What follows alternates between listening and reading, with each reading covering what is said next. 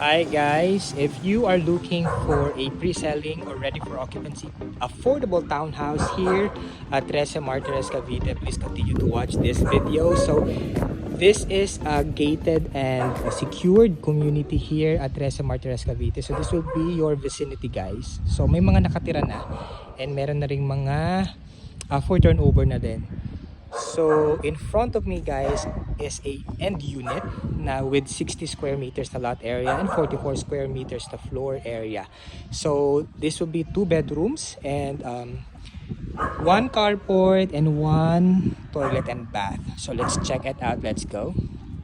So I just want to inform everyone no, nakasama sa turnover yung gate. Yan, kasama na yan. And you have here your pocket garden or your carport, and then we still have a open space now at the side. So this will be your main door. So ang door natin guys is sliding door para makatipid tayo ng space.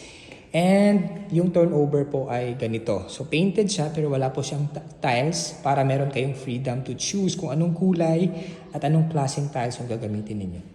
Alright? So, and ito po yung toilet and bath. And meron tayong exit or entry point going to your dirty kitchen and to your open area. Alright, so let's check yung second floor. Let's go. So isa to guys sa mga pinakamurang ready for occupancy dito sa Trece na in-offer po namin Pag-ibig Financing pa. So ito guys yung second floor ninyo. Ayan. Sobrang simple lang yan. Given the price, sobrang mura din. At least, paunti-unti, pwede mong gawin yung mga bagay o yung mga development or renovation na gusto mong gawin.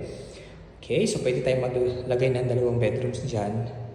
Or pwede namang as is lang, no? Para isang bedroom lang siya, pero malaking space. Right, so meron tayong window sa may stairs, banda, and we still have another window here.